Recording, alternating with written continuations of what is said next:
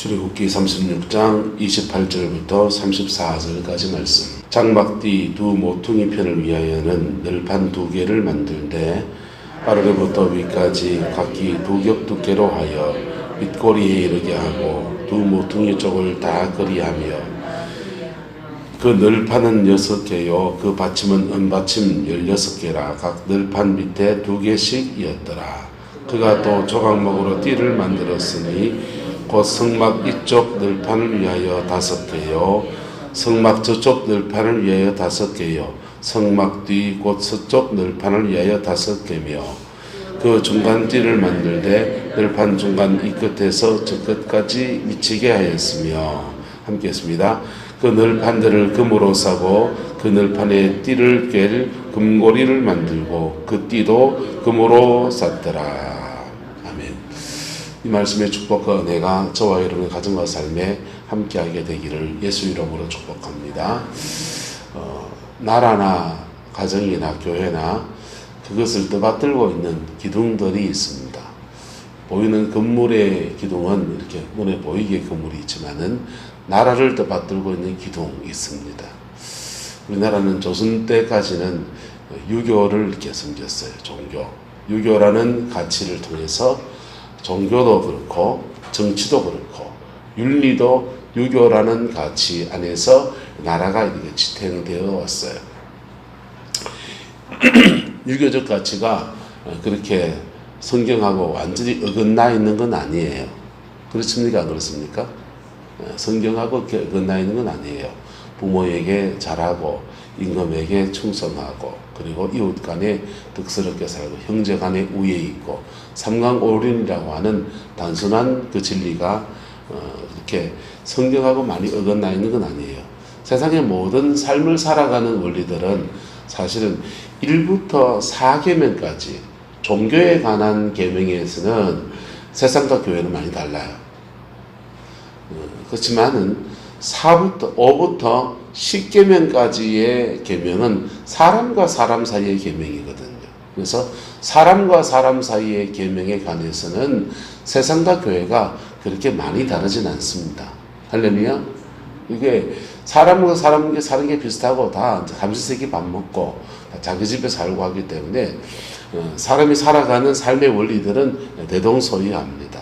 그런데 1부터 4계명까지 말고 5부터 10계명까지 나라를 떠받들어주는 윤리 기준, 이게 유교의 윤리 기준이라고 하는 것들이 그렇게 대단히 나쁜 건 아닙니다. 그래서 그걸로 나라의 기둥을 삼아서 이조 시대가 근 1000년의 세월을 버텨온 거예요. 여기에 이제 몇 가지 문제점이 있어서 위 사람은 높고 아래 사람은 낮고 이런 상하 계급이 형성되고 양반과 그 다음에 뭐 이런 천민 계급들이 형성되고 하면서 계층화가 되어지고 그런 것들 때문에 이조 성리학은 임진왜란을 지나면서 굉장한 위기를 겪습니다. 그런데 임진왜란을 지나고 전국토 7년 동안 전쟁을 치렀으니까 전국토에 그 3분의 2가량이 그냥 농사도 못 지고 그냥 풀뿌리 캐먹는 그런 신세를 보내고 다시 전지를 개간해서 농사를 짓고 하려고 하는데 평민들은 전쟁에 나가서 병사가 돼서 얼반 죽은 겁니다. 그럼 농사 누가 지어야 됩니까? 양반이 이제 농사를 지어야 됩니까? 안 지어야 됩니까? 농사를 지어야 되죠. 그래서 새로 기둥을 삼고 이조의 성리학을 갈아엎고 나라를 새롭게 만들어야 되는 거예요. 근데 그 전쟁통에 양반 족보 사가지고 양반은 더 많은 사람이 양반이 돼 있고 땅은 한정되어 있는데 사람들은 농사 지을 사람은 더 적어져 있고 그런 상황인데도 기득권 세력들이 그걸 바꾸질 않습니다. 양명학을 도입해서 성리학을 바꾸자는 그런 운동이 조금 일어나긴 했지만은 그렇게 활발한 운동이 아니었어요. 그러면서 나라의 기운이 쇠퇴되어져서 임난 이후로 병자호란이 거치면서 계속 조선이라는 나라는 밑으로 꺾여가는, 국운이 꺾여가는 나라가 되다가 결국은 일본에게 잡아먹히게 되어진 겁니다.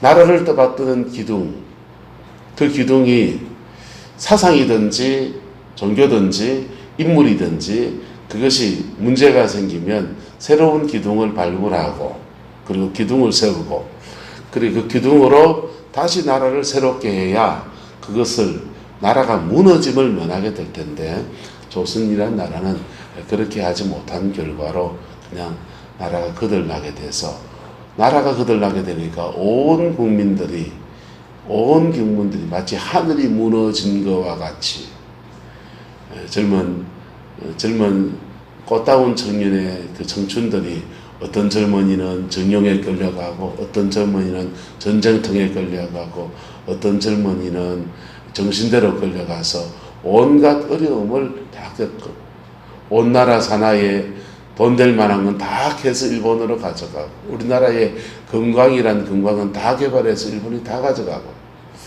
울진에 가면 금강송 이렇게 심어놓은 식재해 놓은 데가 있지 않습니까? 거기 가면은 외정시대 때 소나무 송진 그거 끌어가지고 비행기 원료로 한다고 산에 있는 그 산 꼭대기 거기 올라갈 때까지 계속해서 그 소나무 송진을 끌어놨어. 그 송진 끌어가지고 그것까지 수탈해 가면서 온 나라가 거들이 났습니다. 기둥 역할을 해야 될 것들이 기둥 역할 못한 결과가 나라가 그렇게 어려워진 것이지요. 오늘도 우리 시대는 지금 또 위기를 만나고 있는데 나라의 기둥 역할을 하실 분들이 잘해 나갈 수 있도록 여러분 기도를 부탁하고 그리고 나라의 또 하나의 문제가 뭐냐 하면 사상적인 기둥이 새로 세워져야 되는 거예요. 뭐의 기둥이요? 사상적 기둥. 유교윤리가 무너지고 기독교 윤리가 여기에 들어왔는데 이 기독교 윤리와 함께 서구의 잘못된 해체주의 가치관이 이 나라에 굉장히 많이 들어와 있는 거예요. 해체주의 가치관이 뭐냐면 서구 사회를 좀 이해해야 됩니다. 서구 사회가 르네상스를 거치면서 기독교 정신이 쇠퇴합니다. 기독교 정신이 쇠퇴하고 그리고 시민사회로 나갔어요. 여기까지는 괜찮아요. 그러다가 하나님 없이 이 서구 사회가 물질 문명의 풍요를 누립니다. 그러면서 이 나라 서구 사회가 무엇을 받아들이냐면요. 동양 종교의 신비주의가 들어갑니다. 어디 거다가 특히 인도의 힌두이즘의 신비주의가 들어가요. 그러면서 해체주의 철학이 서양 철학에 대두하게 됩니다. 해체주의가 뭐냐 하면 지금까지 알고 있던 모든 가치관들을 다 허물자는 거예요. 그래서 일어나는 대표적인 운동이 동성애 합법화 운동이에요. 지금까지 남자와 여자가 결혼하고서 그렇게 가정을 일구고 그렇게 살아가던 단위가 남자가 좋아하면 개인의 선택이니까 여자가 여자를 좋아하면 그게 개인의 선택이니까 그러면 사람이 개를 좋아하면 그것도 개인의 선택입니까? 그냥 집에 키우는 개 말고 개를 성파트너로 삼으면 그것도 개인의 선택입니까? 선택당한 개는 무슨 팔자가 더러워가지고 그렇게 선택돼야 됩니까? 이게 서양 윤리를 뒤흔들면서 해체주의 철학이 된 거예요. 해체주의 사상이 서양 윤리관을 뒤흔들면서 유럽에서 미국으로 막 퍼져나갑니다. 기독교 정신이 쇠퇴되어지니까 이걸 막아내지를 못해요. 막아내지 못하고 영국이 동성애 문제, 유럽이 동성애 문제, 미국이 동성애 문제 이게 다 해체주의 때문에 그냥 다 무너져 버려요. 심지어 보루가 되어야 될 교회마저도 동성 결혼도 인정하고 심지어 목사님들도 동성애를 추구하는 목사님도 나오고 캐톨릭 신부님들 중에서는 독신이잖아요. 독신이다 보니까 외로우니까 자신의 성적인 것들을 동성끼리 해결해 나가는 수녀들은 수녀들끼리 신부님들은 신부님들끼리 그래서 동성애를 그리고 이 동성애자들은 이 동성애를 즐기는데 자기하고 엇비슷한 또래의 아저씨끼리 만날까요? 좀 젊고 빠리아른가 만날 싶어 할까요? 그러다 보니 아동성애가 굉장히 많아요. 그 안에, 동성애 안에. 아무것도 모르는 사춘기 애들을 그냥 꼬드겨서 동성애로 끌어들입니다. 그게 해체주의가 서구에 들어온 모습이에요. 근데 그 해체주의가 한국에도 지금 들어올라 합니까? 안 합니까? 들어올라 하는 거죠. 해체주의가 한국에도 들어와서 동성애 합법화 운동이 일어나고 쿠어 축제를 하고 그렇게 지금 되고 있는 거예요. 지금 이 사상의 기둥이 기독교 복음이라고 하는 복음이라는 기둥과 세상에서는 복음을 안 받는 사람도 있기 때문에 복음 정신, 기독교 사상이라는 기둥이 든든하게 서서 서구 사회를 지탱해주고 있던 것들이 이게 지금 난도질 당하고 있는 거예요. 한국 사회도 지금 이 위기 속에 존재하고 있습니다. 이게 나라의 문제라면 기둥 역할을 해야 될 일꾼의 기둥, 하나님이 세운 기둥 같은 사람들, 우리나라의 기업체도 기둥 같은 기업체가 있잖아요. 현대, 삼성, 이런 기업체가 하나 후딱 넘어간다고 생각해 보세요. 넘어가면요, 국가 경제의 거의 3분의 1이 절반이 날아가요. 그래서 기둥 같은 역할을 할 기업운동, 경제, 그 다음에 기둥 같은 정치인들, 기둥 같은 사상, 이것이 다 든든하게 서야 나라라는 이 건물이, 대한민국이라는 건물이 지탱해 가는 겁니다. 잘못하다가는 대한민국 침몰합니다. 인터넷에 한반도 침몰론이라는 강의를 하시는 역사학자 교수님이 계셔서 그분의 강의를 들어보니까 구구절절히 옳은 얘기예요. 이번의 말씀은 한반도는 무너져야 된다. 지금 이 가치관과 이 생각을 가지고서 21세기 앞서 나간 시대 속에서 이 민족이 살아남을 수가 없다. 대륙 세력과 해양 세력의 틈바구니 속에서 이 정신 가지고는 못 살아남는다. 새로운 정신으로 갈아엎어져야 된다. 그런 얘기를 합니다. 근데 그 축을 한편 담당해야 될 교회라는 기둥, 복음을 가지고 있는 그리스도인이라는 그 기둥, 문제는 이것도 지금 제대로 흔들흔들 한다는 데서 문제가 있는 겁니다. 강원도 목사님이라고 젊은 친구가 말씀을 참 잘 전해서 제가 자주 듣습니다. 근데 강 목사님이 그런 얘기합니다. 한국교회 여러 군데 다니면서 집회를 인도하고 젊은이의 시야로 이렇게 교회를 보고 가서 자기 아버지도 목사님이니까 아버지 교회부터 교회를 다 섭렵하는 거죠. 그러면서 이분이 내는 결론이 뭐냐면 한국교회는 아프다. 한국교회는 뭐하다? 아프다. 한마디로 말하면 아프다. 그렇게 얘기를 해요. 동의하기 싫지만은 현실은 사실은 동의가 되는 얘기입니다. 한국교회는 아파요. 여기에 메디신, 약이 없습니까? 교회에? 복음이라는 약이 오픈되어 있습니다. 할렐루야. 성경이 영어로 되어 있습니까? 성경이 중세 때처럼 이거 라틴어로 로마자로 되어 있습니까? 성경이 히브리어 헬라어로 기록되어 있습니까? 여러분은 한글로 되어 있는데 음문은 모르십니까? 열려 있어요. 할렐루야. 열려 있어요. 복음은 굉장히 단순해요. 한번 따라해 볼까요? 기도를 가르칠 때는 그렇게 갔습니까? 따라합시다. 하나님 아버지, 감사합니다. 용서해 주세요. 주세요. 예수님 이름으로 기도합니다. 제가 주일학교 애들한테 가르치던 기도법이에요. 손가락 기도법. 그래 하면 돼요. 기도는.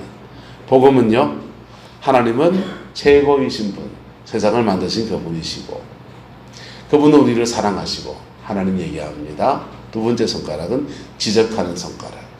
당신도 나도 근데 그 하나님의 사랑을 받을 수 없어요. 왜? 우리는 뭘 지었습니까? 죄를 지었습니다. 왜 잘하니까? 누가 가르쳤나? 참 잘 가르쳤네. 죄를 지었으니까.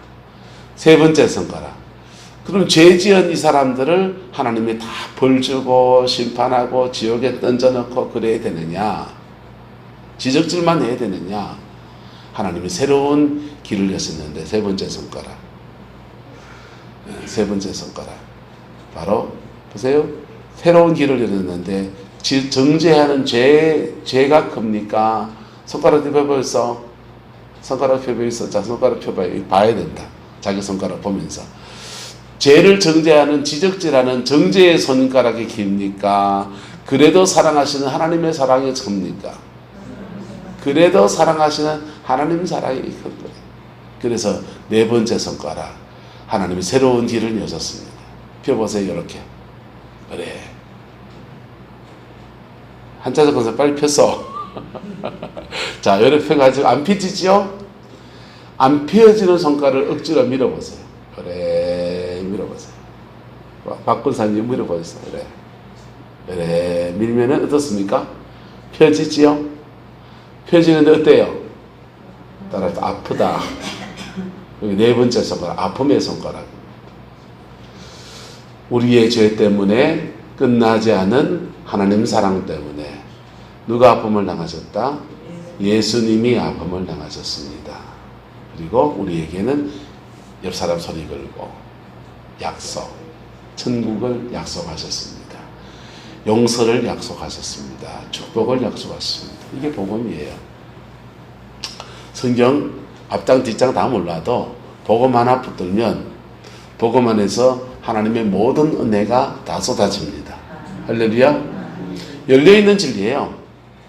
열려있는 진리인데 그 열려있는 진리에 우리가 반응할 때, 복음에 반응할 때 우리는 자기 몫의 인생을 살아가는 은혜가 그에게 주어져.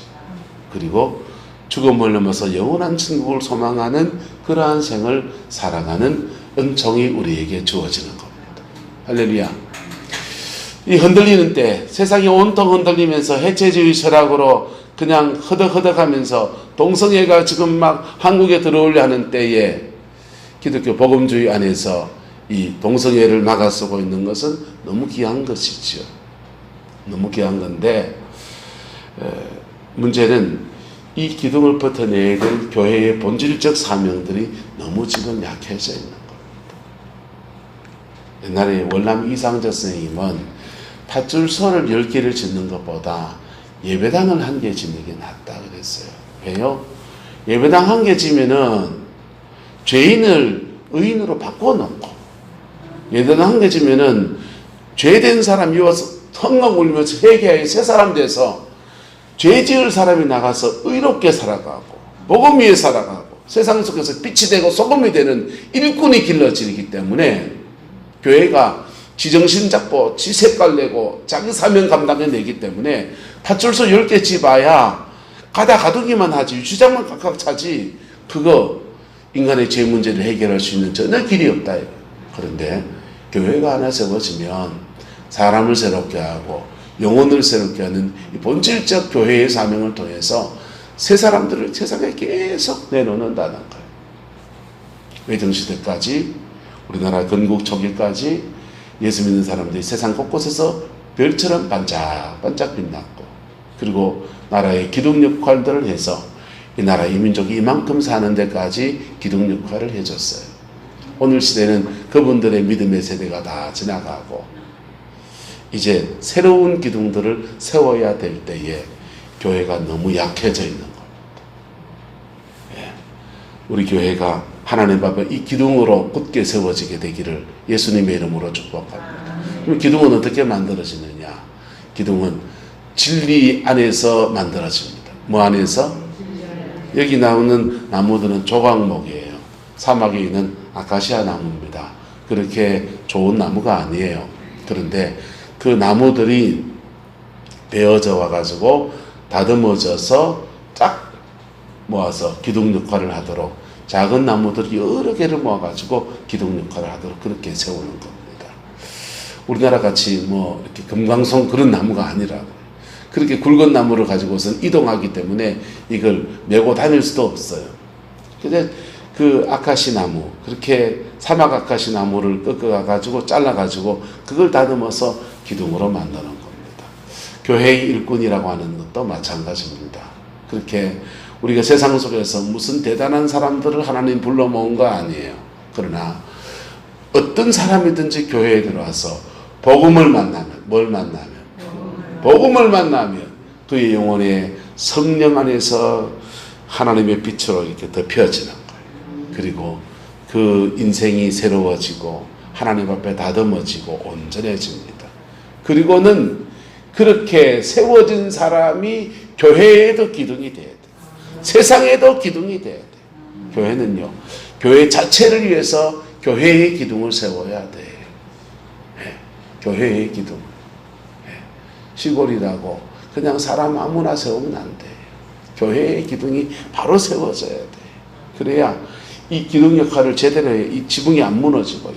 나라가 무너지면 온 백성이 힘들지만은 교회 하나의 기둥이 무너지게 되면 온 성도들이 다 다쳐요. 다 다치고 괴롭고 힘들어지는 그런 시간들을 보내게 됩니다. 교회의 기둥 역할하는 사람들이 바로 세워져야 되는데 딱 하나의 밖에 없어요. 진리 앞에 정직해야 돼요.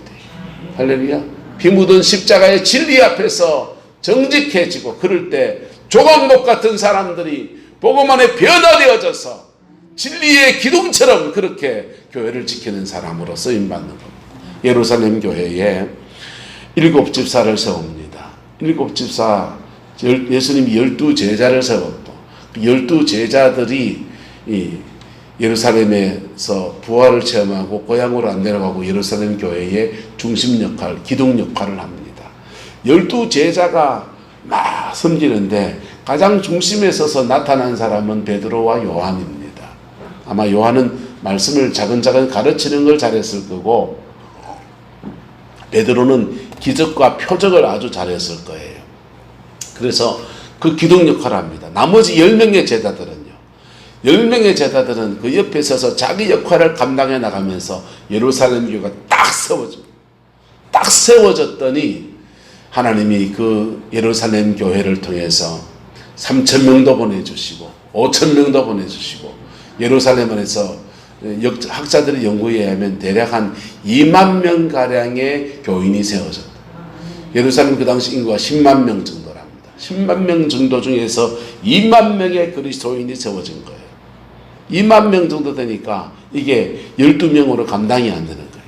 목회자 12로 감당이 안 되는 겁니다. 그래서 거기에 이제 다른 행정적인 일을 도우려고 7 집사를 세웁니다.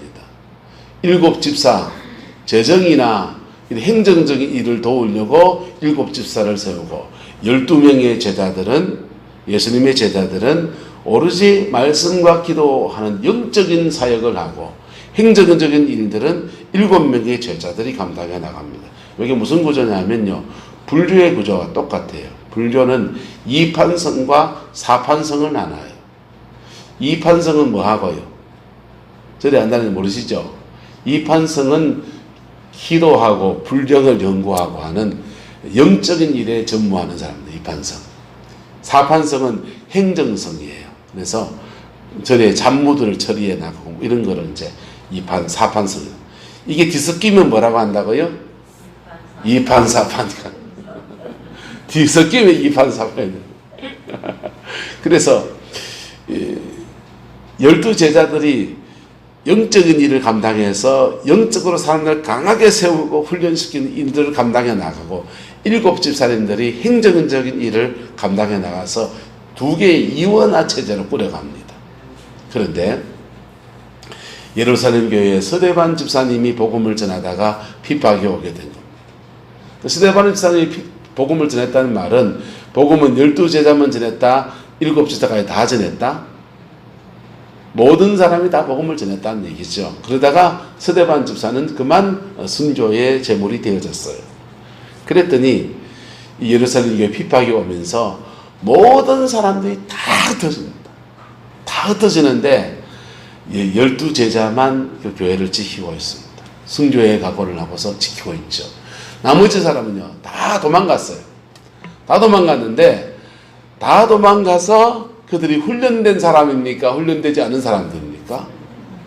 예루살렘에서 떡조가리 얻어먹는다고 모인 사람들입니까? 훈련된 사람들입니까? 예루살렘에서 성령 체험하고 은혜 받고 말씀에 훈련되고 성령 안에 준비된 사람들이 막 흩어지는 거예요. 졸지에 흩어지면서 흩어진 그 자리에서 자기가 살려고 하니까 예배하다 보니까 한 사람 두 사람 붙습니다. 그리고 예배하는 공동체가 사마리아에도 만들어지고 할렐루야, 안디옥에도 만들어지고 할렐루야, 로마에도 만들어지고 할렐루야, 흩어진 그 곳곳마다 교회들이 세워집니다. 그래서 그때 중심에 쓴 사람들이 다시 7 집사들입니다. 7 집사, 행정적인 일을 감당하려고 세웠던 사람들이 그곳에 흩어진 자리에서는 요한의 역할을 대신하고 베드로의 역할을 대신하면서 사마리아의 교회를 세운 사람 빌립 집사, 안디옥의 교회를 섬긴 사람은 바나바 집사, 각각 그 자리에서 하나님의 교회를 든든하게 세워나가는 일꾼, 기둥 역할을 해나간 것입니다. 처음부터 기둥이었습니까? 아니요.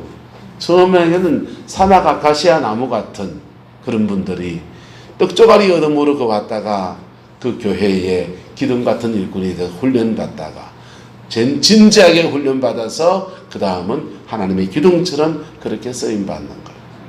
제가 참 괜찮게 제가 교제하는 목사님 중에 부산의 양결 목사님이라고 계셔요.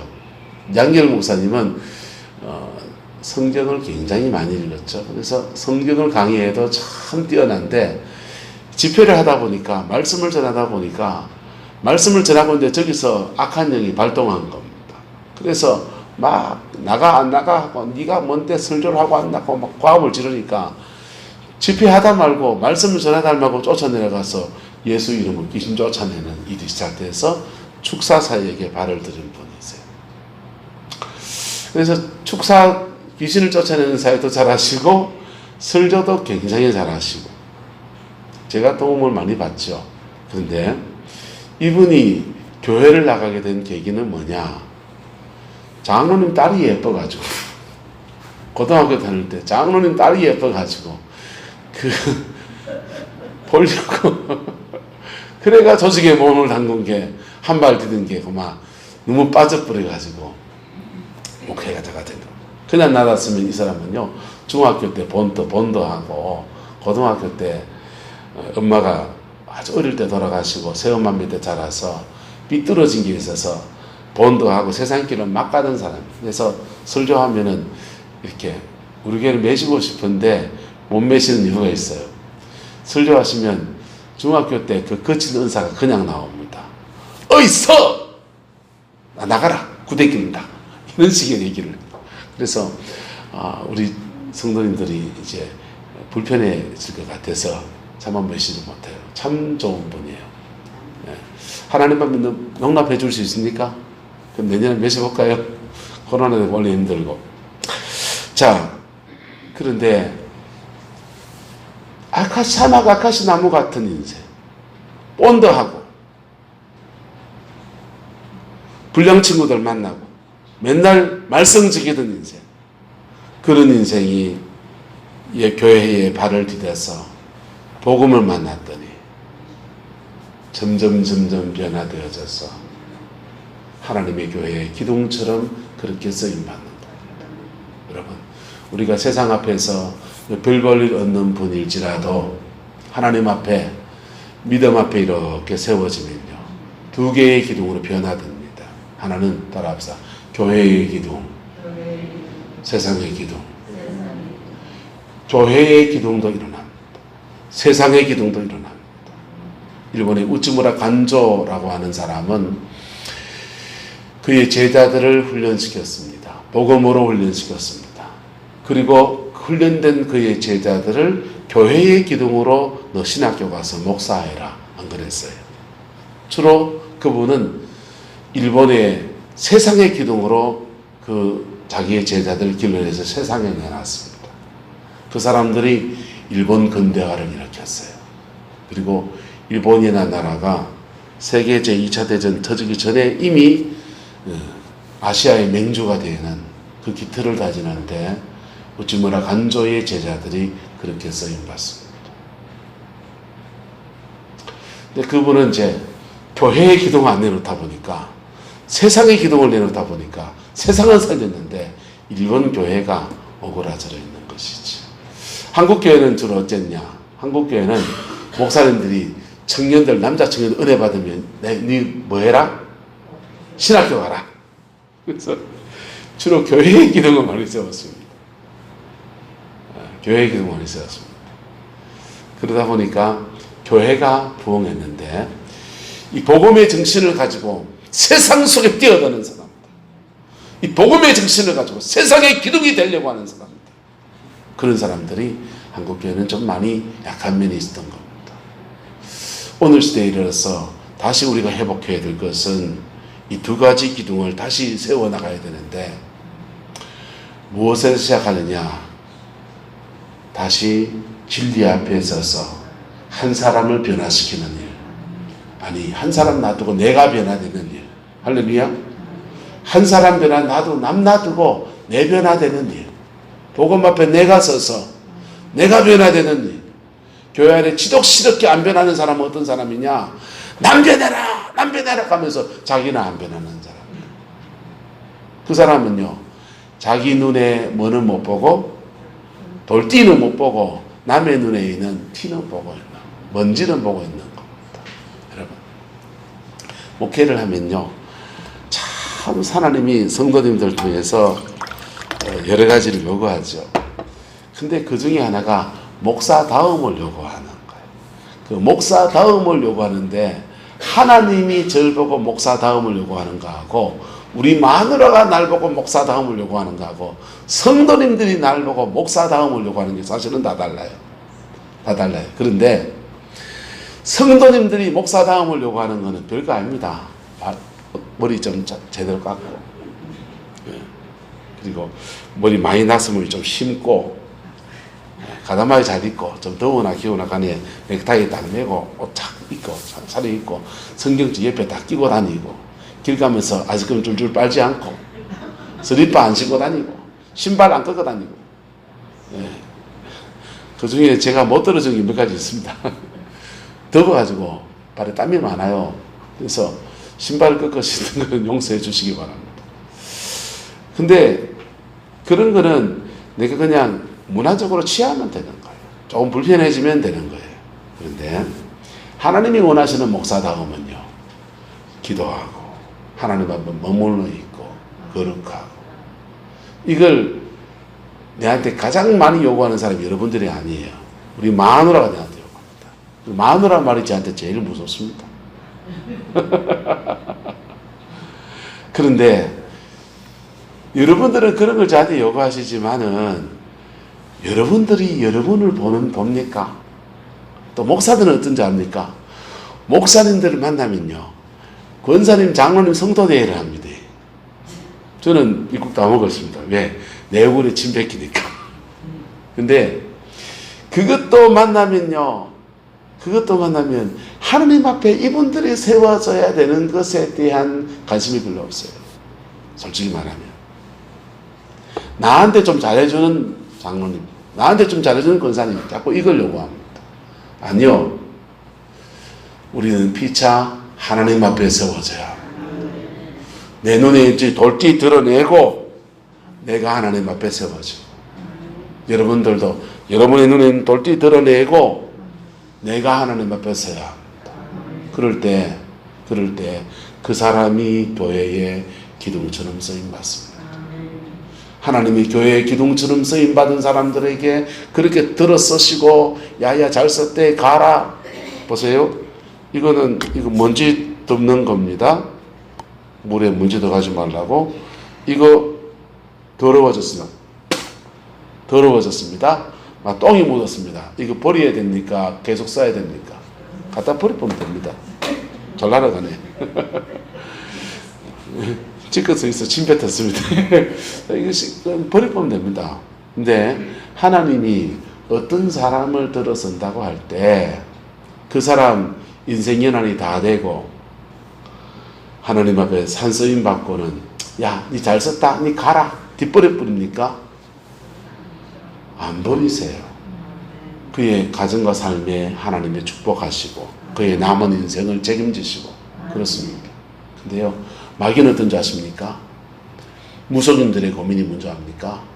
나이가 들면 요놈의 영이 이사갈 준비를 자근자근 합니다. 왜? 무속인은 돌아가셔야 안 돌아가셔요? 돌아가셔요. 무속인에게 집혔던 그 영은 죽어요, 안 죽어요? 안 죽거든요. 안 죽고 니는 버려도 가도 나는 살아남아야 돼, 안 살아남아야 돼? 살아남아야 되니까 이사갈 준비를 자글자글 합니다. 거기서 어디 갔냐? 자녀한테 가고 신내림 받은 사람한테 가가지고 계속 지는 살고 얘는 버리는 거예요. 책임져 줄 수 있다 없다? 그 영은 책임을 못 져주거든요. 죽음 넘어가는데 어떻게 책임져 줍니까? 여러분의 가족들이 부모님이라고 효도가 아주 지극한 사람들은 부모님 섬기고 어느 책임집니다. 그런데 죽음 넘어가는 데가 책임져 됩니까? 못 됩니까? 그거는 못해요. 근데 하나님은요, 죽음 너머의 세계와 죽음 이전의 세계를 다스리시는 상처나지 하나님이십니다. 책임지시는 분입니다. 그리고 그분은 또 아들을 내어주기까지 사랑하시는 분입니다. 그래서 하나님 앞에 쓰임받는 사람에게는 그의 자녀대에서 그를 천국의 높은 상을 주실 뿐 아니라 그의 가정 안에 그 복을 흘러가게 하시는 은혜를 주시는 거예요. 그 은혜가 저와 여러분의 가정 안에 이루어지게 되기를 예수 이름으로 축복합니다. 뭐 해야 되느냐? 여러분, 떨렁떨렁 뭐 하려 하지 말고요. 내가 변화되는 여정을 걸어갔어요. 변화되는 여정을 걸어가면 하나님이 그 사람을 세상의 일꾼으로 들었든지 교회의 일꾼으로 들었든지 하나님의 쓰임새에 따라서 그렇게 들어서십니다. 어느 교회에 참 귀하게 섬기는 분이 있는데 이분이 하는 일은 뭐냐면 구두 닦는 일을 하세요. 구두 닦는 일을 하는데 이분은 구두 닦는 일을 하지 않아도 먹고 삽니다. 근데 길을 쓰고 구두통 메고 구두 닦고 있습니다. 그래서 교회 오면 열심히 주를 섬기는 집사님이신데 사람들이 직업이 천하다고 장로님으로 세워주지 않습니다. 이분은 근데 왜 구두 닦고 있느냐? 10대 때부터 불황한 인생을 살다가 복음을 만나서 구두 닦기부터 인생을 시작했는데 자기 인생을 돌아보았더니 복음 만나고 돌아봤더니 그 구두 닦기 할 때 그때 만나준 은혜가 너무 고맙고 그 당시에도 길거리에 헤매는 10대 아이들이 너무 많은데 이 아이들에게 내가 다가서서 그 아이들을 섬기려고 구두통 메고 구두 닦는 거예요. 거기서 있으면서 길거리의 아이들을 섬기고 그 아이들을 복음으로 세우는 그 일들을 행합니다. 그분은 교회 일꾼으로 세워진 겁니까? 세상의 일꾼입니까? 세상의 일꾼이죠. 세상의 일꾼. 하나님이 세상 속에서 그렇게, 근데 이분은 감사한 거예요. 장로님 안 되면 어떻습니까? 나는 하나님이 쓰임받은 그 자리에서 내 몫의 인생을 감당해 나가겠습니다. 여러분의 고백이 되기를 예수 이름으로 축복합니다. 함께 아름다운 교회를 지탱해 나가는 우리 성광교회를 지탱해 나가는 여러분들을 축복합니다. 기도로 지탱해 나가고 하나님 앞 믿음으로 지탱해 나가는 모든 여정들을 주님의 축복합니다. 하나님 그 모든 일들에 복 주시고 더 큰 상과 인생을 남은 인생에 줄 줄로 믿습니다. 기도하겠습니다. 좋으신 아버지 하나님, 우리 성광의 일꾼들을 축복합니다. 교회의 재직이 되어서 아버지는 약하고 어려운 교회를 늘 섬겨왔던 지난 날들을 하나님 축복합니다. 교회를 헌신하여 섬기고 물질로 섬기고 몸으로 섬겼던 모든 여정들을 예수님의 이름으로 축복합니다. 하나님이 역사해 주시고 남은 인생을 축복하여 주시고 자녀들을 축복하여 주셔서 아버지 하나님, 하나님의 복으로 쓰임받는 인생들로 세워지게 우리 하나님 주장하여 주시옵소서. 이 나라의 기둥이 흔들흔들하고 있습니다. 코로나의 위기와 아버지 팬데믹의 위기 속에 경제적 어려움들 속에서 많은 사람들이 힘들어하고 어려움 가운데 처하여 있습니다. 하나님, 이 땅을 축복하여 주시고 이 땅의 기둥자리에 선 사람들이 제 역할, 제 몫을 해낼 수 있도록 은혜를 더하여 주시고 아버지 하나님 교회의 일에 아버지 중보하며 기도하며 함께하는 은혜가 있게 역사해 주셔서 아버지 이 위기를 함께 뛰어넘으며 우리 모두가 하나가 되어지는 아름다운 역사가 있게 축복하여 주옵소서. 주께서 함께해 주시기 원합니다. 예수님의 이름으로 축복하며 기도드리옵나이다. 아멘.